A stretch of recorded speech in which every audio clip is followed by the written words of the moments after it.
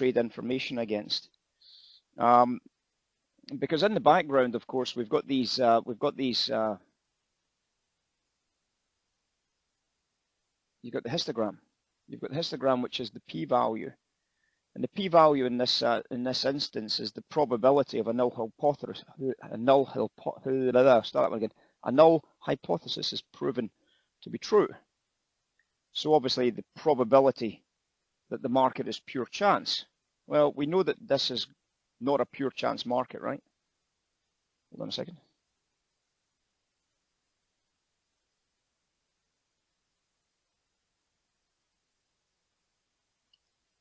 One second, guys.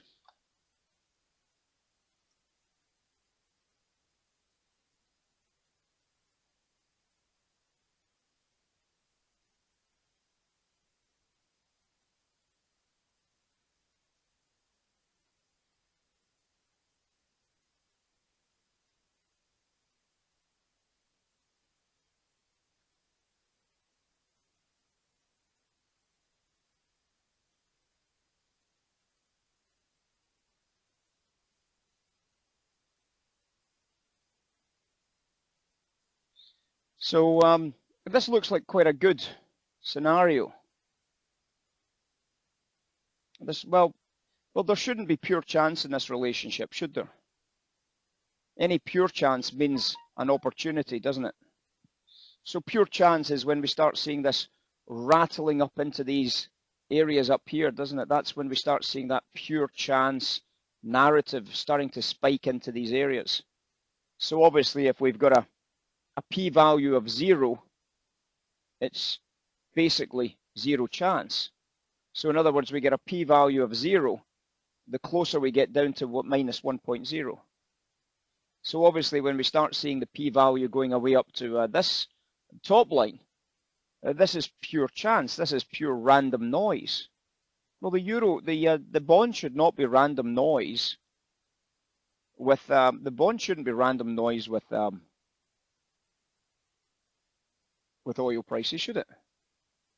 Because obviously oil prices are inflation. Inflation is how bonds are measured in terms of the value of a bond, the return you get on the cash flow of a bond. So we should never have pure chance on bonds. We should never have these pure chance setups on treasuries.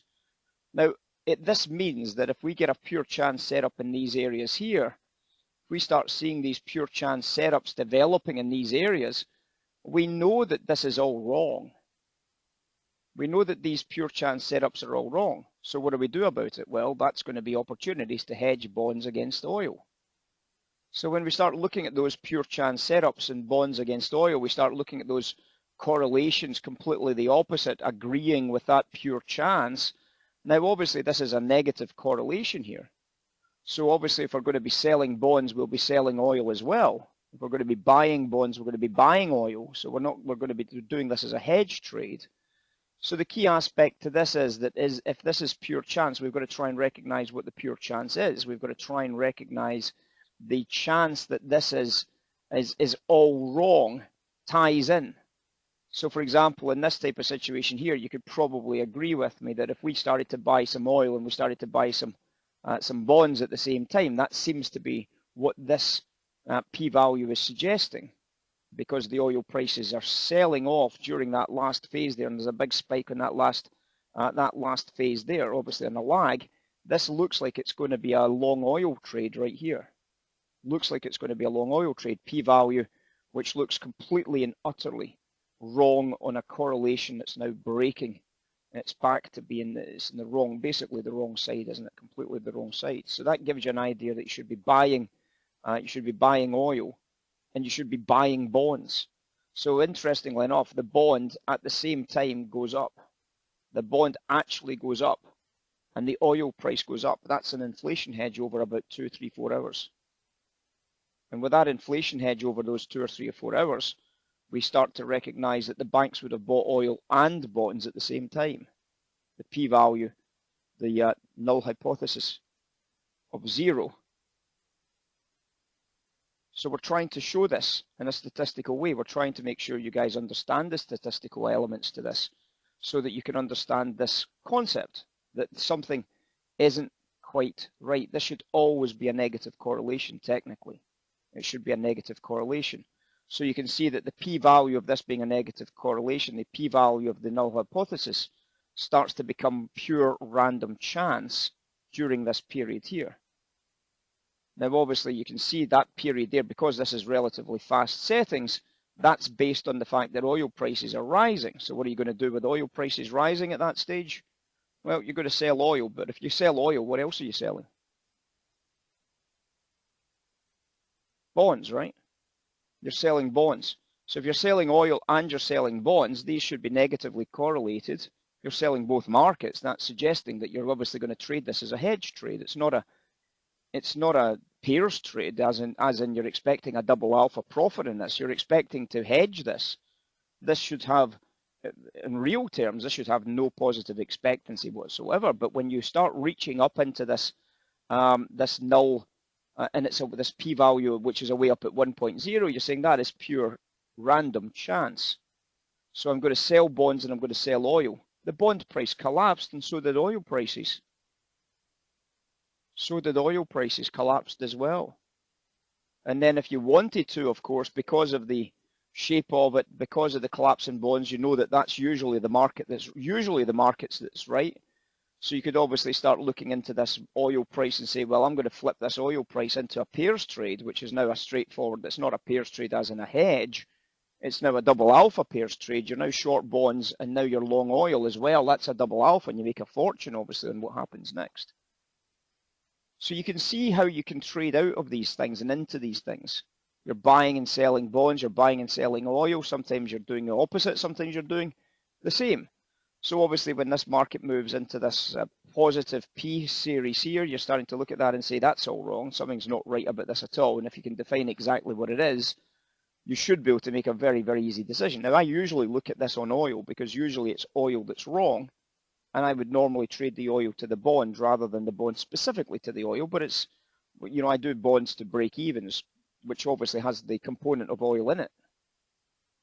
So you can see how it works, Paul. Well, I think you can see how it works, Paul. You know, it's like looking at looking at the bonds and the dollar. You know, if we change the bonds, if we change this oil charts to a dollar chart, for example, as well as the bond, we would do exactly the same narrative for the positives and the negatives, so that we could see when we were trading the dollar to the bond and when we were trading the dollar and the bond as a hedge trade, which obviously means that you're trading the 2s5s curve against the US dollar. And this is how you start to understand this. So you start as a hedge, and then that develops a double alpha potential, because obviously once that hedge unwinds, Paul, because obviously the hedge is there because you think that there's some noise, when the double alpha appears, one of the markets will be 100% right and one of the markets will be scratching out, probably. Because that's what happens in a hedge. When the other market scratches out, that's usually a great chance to then flip the other market into a double alpha type trade.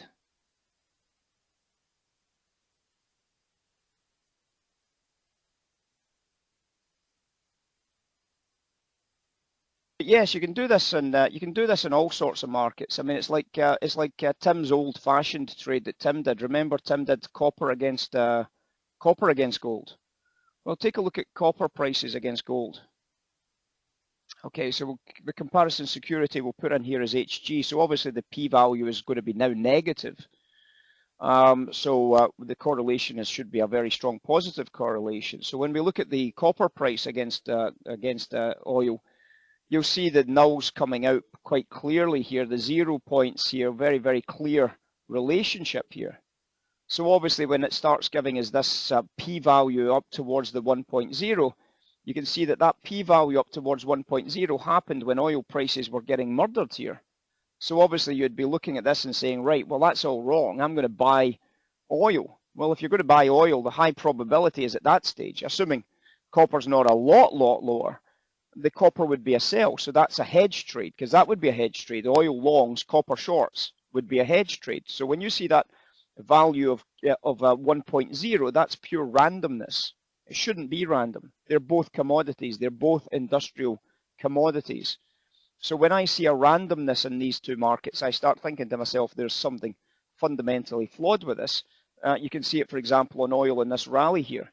you can see that it drops down significantly into a very strong negative correlation here, suggesting, of course, that that is totally wrong and we should be able to sell some oil here. But that would also mean if you were trading it as a pairs trade, you'd be buying copper in those locations. So you can start to recognize the stories. You can start to recognize the big pictures, the small pictures. You can see just how big this developed into a negative down here. And you can see that as it dropped down into that negative number into the bottom edges, we can start to recognize the p-value starts to obviously rise as that drop takes place. And we start seeing it starting to come down. Then the buy opportunity to buy oil, probably sell copper, makes an awful lot of sense into those areas. And then boom, great trade, lovely outcome. It didn't look as if an awful lot of people were terribly interested in that classroom last week. So I don't know if we'll spend a lot of time over it on the, when we get into the main classrooms. But I think we still have to understand it, at least at a basic elementary level. And if people have an interest in it going forward, then they can open up the analysis for themselves.